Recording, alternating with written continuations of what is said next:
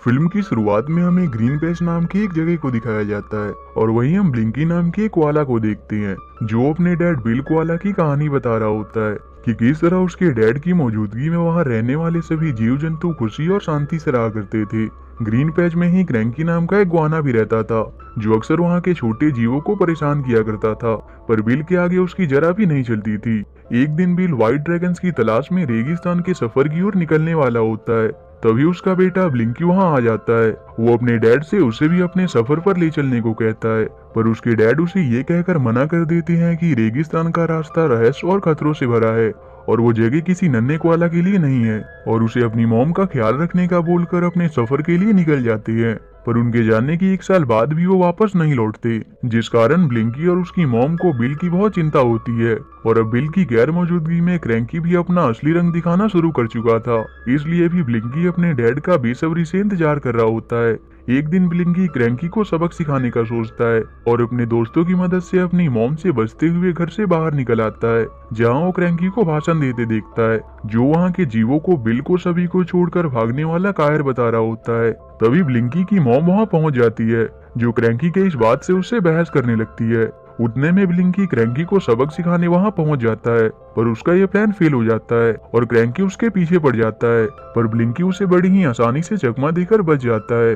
पर क्रैंकी उसके घर तक पहुंच जाता है, जहां वो ब्लिंकी और उसकी मॉम को कहता है कि कल वो इस जगह को बाहरी दुनिया से सील कर देगा और फिर वो इसे अपना महल बनाएगा। ये सुनकर ब्लिंकी को बहुत गुस्सा आता है और वो क्रैंकी के बढ़ते बुराइयों को देखकर मॉम से अपने डैड को ढूंढने के लिए चलने को कहता है, पर उसकी मॉम ऐसा नहीं कर सकती थी और वो उससे कहती है कि ग्रीन पैच को हमारी जरूरत है और हम यहाँ से कहीं नहीं जा सकते, और वो ब्लिंकी को भी खोना नहीं चाहती थी, इसलिए वो ब्लिंकी को इसके लिए मना कर देती है। पर इससे वो बहुत गुस्सा हो जाता है और अपनी मॉम से नाराज होकर खुद को अपने कमरे में बंद कर लेता है। पर वहाँ वो तय करता है कि वो किसी भी हाल में अपने डैड को ढूंढ लाएगा, इसलिए वो सुबह होते ही बिना अपनी मॉम को बताए अपने घर से निकल आता है और अपने दोस्तों से कहता है कि इस बीच वो उसकी मॉम को उसके बाहर जाने के बारे में पता न चलने दें।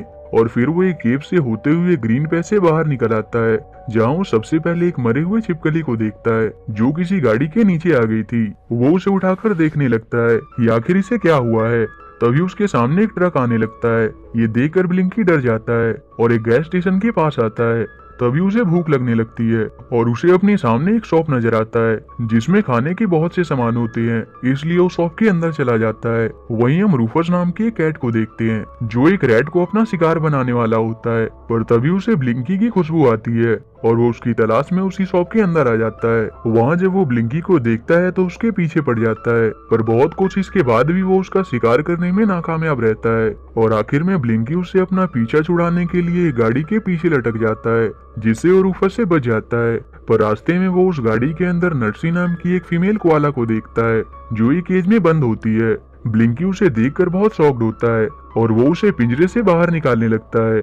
नर्सी उसे ऐसा करने से मना करती है, पर जब ब्लिंकी आगे आने वाले एक टनल को देखता है तो उसे गलतफहमी हो जाती है, क्योंकि पहली बार ग्रीन पैच से बाहर आने के कारण उसे बाहरी दुनिया के बारे में कुछ पता नहीं होता और वो टनल को इंसानों को खाने वाला मॉन्स्टर समझ लेता है।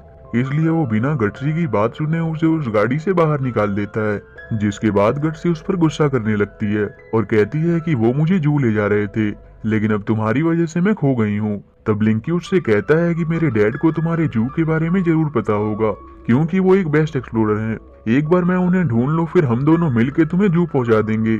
नर्सरी के पास भी और कोई रास्ता न होने के कारण उसे ब्लिंकी की बात माननी पड़ती है और वो दोनों ब्लिंकी के डैड को ढूंढने निकल जाते हैं और चलते चलते वो एक डेजर्ट के करीब पहुंचते हैं, जहां उन्हें गेको नाम का एक लिजार्ड नजर आता है और वो एक पेड़ की डाल में फंसा होता है। उसे जब पता चलता है कि ब्लिंकी और नर्सी व्हाइट ड्रैगन्स की सागर की ओर जाने वाले हैं तो वो उन्हें कहता है कि मैं अच्छे से जानता हूँ कि वो कहाँ है, लेकिन उसके लिए मुझे तुम्हें यहाँ से बाहर निकालना होगा।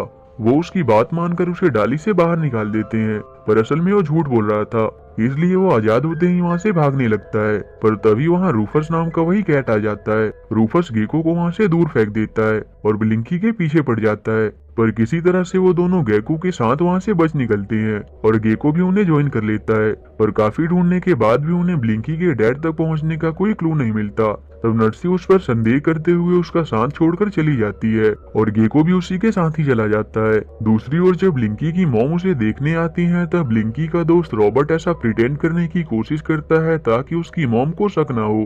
पर आखिर में उसकी मॉम को ब्लिंकी के वहाँ से बाहर निकलने के बारे में पता चल जाता है। वहीं जब ब्लिंकी अकेले ही चला जा रहा होता है तभी उसे रेगिस्तान में अपने डैड का विजन आता है जो उसे अपने दोस्तों का साथ कभी ना छोड़ने की नसीहत देते हैं।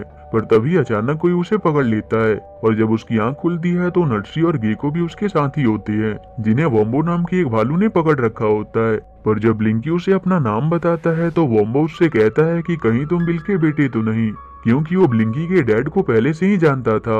और ब्लिंकी के पूछने पर वो उसे बताता है कि व्हाइट ड्रैगन्स का सागर क्रॉक कैनियन नाम की एक जगह पर मौजूद है। साथ ही वो उसे ये भी बताता है कि वो जगह इस रेगिस्तान का सबसे खतरनाक और भयानक जगह है और आज तक वहाँ पर जाने वाला कोई भी वापस लौटकर नहीं आया, इसलिए वो ब्लिंकी को वापस लौटने की सलाह देता है। पर ब्लिंकी का इरादा पक्का था और ब्लिंकी के इस हिम्मत को देखकर वोम्बो उन्हें अपनी गाड़ी से क्रॉक कैनियन तक पहुंचाने के लिए तैयार हो जाता है। पर तभी वहां बेरिल और सेरिल नाम की दो सिस्टर बर्ड्स वहां आ जाती हैं। तब वोम्बो उन्हें ही ब्लिंकी और नर्सी को क्रॉक कैनियन तक पहुंचाने को कहता है। बिल ने एक समय पर उनकी बहुत मदद की थी, इसलिए वो उसका नाम सुनते ही मदद करने के लिए तैयार हो जाती हैं और वो सभी वहां से निकल जाती हैं। पर जिस दौरान वो आगे बढ़ रहे होते हैं उस दौरान रूपर्स वोम्बो के पास पहुंच जाता है और उसे ब्लिंकी का पता पूछता है। मजबूर होकर वोम्बो को भी उसे क्रॉक कैनियन के बारे में बताना पड़ता है। ये सुनकर वो भी उसी के पीछे निकल जाता है। दूसरी ओर ब्लिंकी की मॉम उसे ढूंढने के लिए ग्रीन पैच से बाहर चली आती है और अपनी इंस्टिंक्ट की मदद से चलते चलते वोम्बो के पास पहुंच जाती है। वहाँ वो उसकी हालत देखकर उसकी मदद करती है और वोम्बो उसे सारी बातें बता देता है। ये सुनकर वो वोम्बो के साथ ही उसकी कार से ब्लिंकी को ढूंढने निकल जाती है। दूसरी ओर ब्लिंकी और उसके दोस्त फाइनली क्रॉक कैनियन तक पहुंच जाते हैं। वहां भी सभी ब्लिंकी को उसके अंदर जाने से पहले इस बारे में सोचने को कहते हैं, पर ब्लिंकी वो जगह देखने के बाद भी उनकी बात नहीं मानता और वहां से नीचे उतर जाता है। नर्सी और गेको भी उसके साथ आते हैं, पर तब तक रूफस भी वहां पहुंच चुका होता है। वहां ब्लिंकी को कोई चीज अपने डैड की आकृति की नजर आती है। उठने में वहां मौजूद खतरनाक क्रोकोडाइल्स की झुंड उनके पीछे पड़ जाती है। बड़ी मुश्किल के बाद वो उनसे तो बच जाते हैं, पर तब उन्हें रूफस का सामना करना पड़ता है और यहाँ बहुत देर तक उनके बीच ये जारी रहता है। पर आखिर में वो उससे बचने में कामयाब रहते हैं। लेकिन जब ब्लिंकी उस जगह पहुंचता है तो देखता है वहाँ उसके डैड नहीं होते और उसे वहाँ अपने डैड की हैट मिलती है और साथ ही वहाँ मौजूद और भी क्लूज को देखकर ब्लिंकी को लगता है कि उसके डैड यहाँ मारे जा चुके हैं और इसलिए वो बहुत दुखी हो जाता है। पर तब वो अपने डैड की कई बात याद करता है और नर्सी को खुद ही उसके जू पहुंचाने का तय करता है। और अगली सुबह उसे वहां ऊंचाई से एक जगह नजर आती है जो देखने में उन्हें जू के समान नजर आती है और वो उस लोकेशन का पीछा करते हुए जू तक पहुंच जाती है। वहां नर्सी ब्लिंकी को शुक्रिया करके जू के अंदर जाने लगती है, पर तभी वहाँ एक जू कीपर आ जाता है जो ब्लिंकी को खोया हुआ कोआला समझकर पकड़कर केज के साथ एक रूम में बंद कर देता है। पर वहाँ उसे उसके डैड मिल जाते हैं जिन्हें भी जू वाले पकड़कर वहाँ ले आए थे। ब्लिंकी उन्हें सारी बातें डिटेल में बता देता है और ब्लिंकी को इसके लिए एक आइडिया आता है। दूसरी ओर ब्लिंकी की मॉम को जब ब्लिंकी क्रॉक कैनियन में भी नहीं मिलता तब उन्हें भी वहाँ से वही जू नजर आता है कि और उसके डैड एक साथ मिलकर अपनी सूझबूझ से केस से बाहर निकल आते हैं। उठने में नर्सी और गेको भी वहाँ पहुँचते हैं और गार्ड्स के उन्हें पकड़ने से पहले ही वो सभी वहाँ से बच निकलते हैं, पर गार्ड्स उनके पीछे लगे होते हैं, इसलिए वो उनसे बचने के लिए वहाँ मौजूद चीजों से एक फ्लाइंग क्राफ्ट को क्रिएट कर लेते हैं। उड़ने में ब्लिंकी की मॉम भी जू तक पहुंच जाती हैं और जिस दौरान वोम्बो उन्हें डिस्ट्रैक्ट करने की कोशिश करता है उतने में वो जू के अंदर घुस जाती हैं। वहीं ब्लिंकी और बाकी सभी जैसे ही वहां से निकलने वाले होते हैं उड़ने में रूफस वहां पहुंच जाता है। वो जब उनके साथ बिल को देखता है तो उस पर अटैक कर देता है क्योंकि बिल ने ही एक समय पर उसकी पूंछ काट दी थी। तभी ब्लिंकी रूफस पर हमला कर देता है और वो ब्लिंकी के पीछे पड़ जाता है और इस बीच बिल उस फ्लाइंग ऑब्जेक्ट को उड़ाने की कोशिश करता है पर वो काम नहीं करता। तभी सेरिल और बेरिल वहाँ आ जाती हैं और वो उनकी इस काम में मदद करते हैं, पर अभी भी रूफस ब्लिंकी के पीछे लगा होता है। पर तभी ब्लिंकी की मॉम वहाँ आकर रूफस को एक पंच कर देती है जिससे रूफस का सिर घूमने लगता है और तभी एक जायंट क्रोकोडाइल उस पर हमला कर देता है। इसके बाद वो रस्सी की मदद से उस फ्लाइंग ऑब्जेक्ट में पहुंच जाते हैं। ब्लिंकी और उसकी मॉम बिल को वापस देखकर बहुत खुश होती हैं और इसके बाद वो जू से बाहर निकल आती हैं और आखिर में ग्रीन पैच पहुंचकर क्रैंकी को भी सबक सिखा देते हैं और इसी के साथ ही ये मूवी यहीं एंड हो जाती है।